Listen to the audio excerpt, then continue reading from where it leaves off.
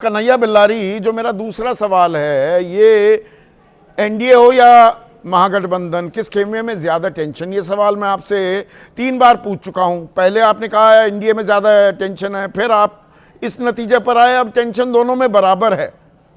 आज टेंशन कहां ज्यादा दिखाई दे रही है? आज भी हमको ज्यादा टेंशन एनडीए में ही दिखाई देता है। यहाँ दूसरे तरह का टेंशन है, वहाँ दूसरे तरह का टेंशन है। तो थोड़ा समझाइए, वहां दूसरा क्या हुआ और यहां दूसरा हाँ, क्या हुआ? यहाँ का जो टेंशन है यहां मतलब एनडीए।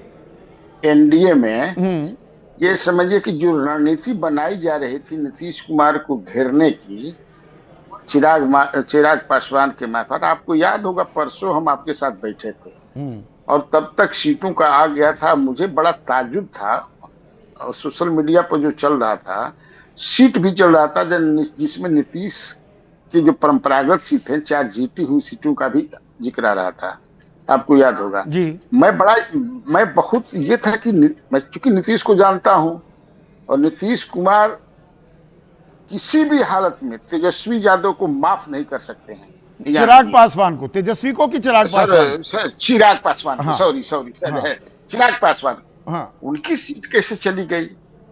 उनकी सीट कैसे चली गई मैं सोच रहा था, लेकिन इसका प्लांट करके ये कराया गया था 29 का, जैसा कि अजीत द्विवेदी जी ने कहा, उससे ही कह रहे हैं अजीत द्विवेदी जी, सब प्लांट करके कराया था। मैं भी I was surprise and I was shocked.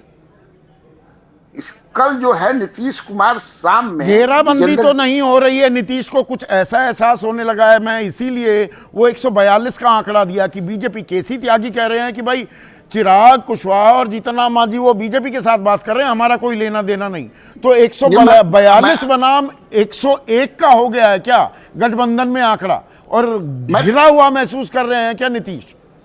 वही मैं बताना चाहता हूँ। ये तो आपके कार्यक्रम में मैं पहले भी बता चुका हूँ कि नीतीश कुमार ने तो साफ कर दिया कि हमको क्या लेना देना है उनसे। वो हमारे साथ थोड़े हैं, वो आपके हेडेक हैं। आप समझिए, हम नहीं हो, हम कुछ नहीं जानते। मेरा इतना हुआ, मेरा उतना हुआ। नीतीश कुमार को ये पता कैसे चला? नीतीश कुमार की जो अवस्था है जानते हैं, टावर छोड़ता है, टावर पकड़ता है। और ये रत्नेश सदा जो हैं, मनीष वर्मा के यहाँ जाकर रोने लगे। मनीष वर्मा महासचिव है, जानते हैं, आईएएस अफसर रहे हैं। वो मनीष वर्मा उनको लेकर के नीतीश कुमार के यहाँ गए।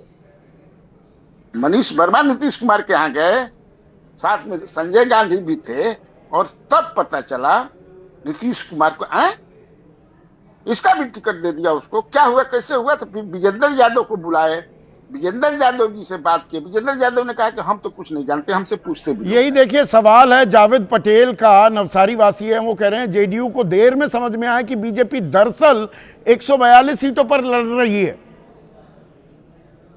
तो ये घेरने की तैयारी थी ना। लेकिन देखिए नीतीश कुमार समझ गए। और आज की स्थिति यह है, नीतीश कुमार समझ गए और नीतीश कुमार ने बीजेपी के जो ट्रैप में लेना चाहिए बीजेपी, नीतीश ने उस ट्रैप को समझ गए। और अब देखिए हालत खराब है। चिराग तो पासवान, मतलब चिराग पासवान की 29 सीटों से आंकड़ा कम हो सकता है क्या? उससे तो और ज्यादा तल्खी हो जाएगी, फिर तो रायता और फैल जाएगा। ये अपना परंपरागत सीट नहीं ना छोड़ रहे हैं। वो जाने बीजेपी तो कह चुके हैं कि ये बीजेपी के हेडेक हैं। और आज के तिथि में बीजेपी ये चिराग पासवान सटक नारायण सीताराम है। और अपने प्रवक्ताओं को उन्होंने कह दिया कि किसी को किसी प्रेस से नहीं बात करना है, कुछ नहीं करना है, जो जहां है वो बैठे रहिए। नहीं तो आप जानते हैं 29 सीट पर वो तो सीट जो तय निकला था, उस पर तो वो कैंडिडेट भी तय हो गया था। तो मतलब अच्छी खासी दिक्कत एनडीए में है, पर महागठबंधन तो सीटों का फॉर्मूला ही बताने को तैयार नहीं। नहीं कन्हैया भाई, देखिए वहां है क्या संदीप भाई, वहां एक बात जो यहाँ चल रही है सही में, ये मुकेश सहनी को लेकर के असली मामला यहीं फंसा है। मुकेश सहनी एकदम अविश्वसनीय हो गए हैं। ये डिप्टी सीएम का तो मांगना है 20 सीट 25 सीट जो भी, इसे इन लोगों में। और कांग्रेस भी थोड़ा सा हुआ क्या ना कि राहुल गांधी का जो कार्यक्रम हो गया, तो कांग्रेस का मन बढ़ गया है। उनको लगा नहीं, है इनका कि मन हम- बड़ा जल्दी बढ़ भी जाता है। एक सेकंड अजीत भाई, कांग्रेस का मन ज्यादा बढ़ गया था, वो नीतीश कुमार, वरना वो 100 से नीचे बीजेपी को लाने की ताल ठोकने वाले नीतीश कुमार संयोजक वगैरह बना दिए गए होते तो इंडिया गठबंधन के हिस्से आज भी बने होते। वो जनवरी में 2024 में जो खेल हुआ, अगर वो ना हुआ होता, पता नहीं आज राजनीतिक परिस्थिति या परिदृश्य क्या होता। ये पेंच महागठबंधन में मुकेश सहनी है या कांग्रेस है? नहीं, पहला सबसे बड़ा पेंच तो कांग्रेस पार्टी है, क्योंकि कांग्रेस पार्टी ये सोच रही है संदीप जी कि मेरे पास खोने के लिए कुछ नहीं है और पाना तेजस्वी यादव को है, उनको मुख्यमंत्री बनना है। और कांग्रेस अगर आज अकेले भी लड़े तो 4-5 सीटें जीतती है, अभी मान लीजिए 19 है, तो उसको कहना है कि हमारा खोने को कुछ नहीं है, हमको पाना है और तेजस्वी यादव के उससे पाना है। देखिए, कांग्रेस पार्टी का अपना कोई वोट नहीं है बिहार में, हम बड़ी जिम्मेदारी से कह रहे हैं कि एक तरह से पैरासाइट है, वो परजीवी पार्टी है जिसको तेजस्वी यादव के वोट से, मुकेश सहनी के वोट से, लेफ्ट के वोट से कुछ वोट हासिल अब थोड़ा उत्साहित है कि दलित आ जाएगा, थोड़ा मुसलमान हमारी तरफ आ जाएगा हमारे पास।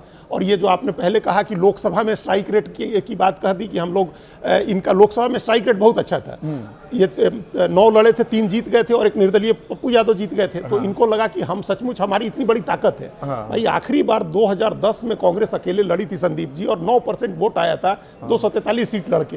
तो ये तो आपकी स्ट्रेंथ है, और आप इस भ्रम में आ गए कि हमको मुसलमान और दलित का वोट मिल रहा है। राहुल गांधी ने और उधर माहौल बना नीतीश को दिया है। यका अब ये फिर से लगा है, ये 142 101 वाला खेल। आपको लगता है ये कि नीतीश उस बात को लेकर अब उत्तेजित भी हैं, गुस्साए हुए भी हैं?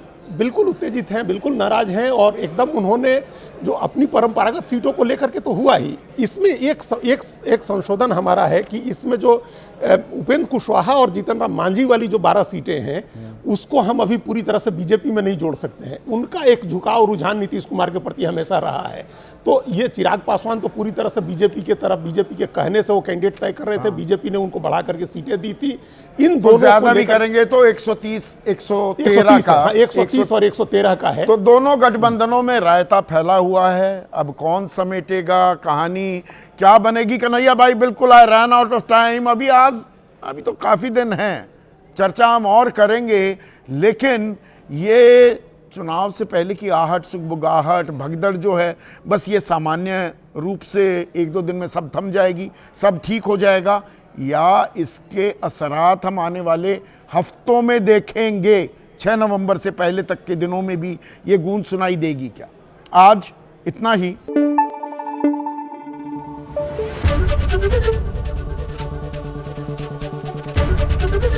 एबीपी न्यूज आपको रखे आगे।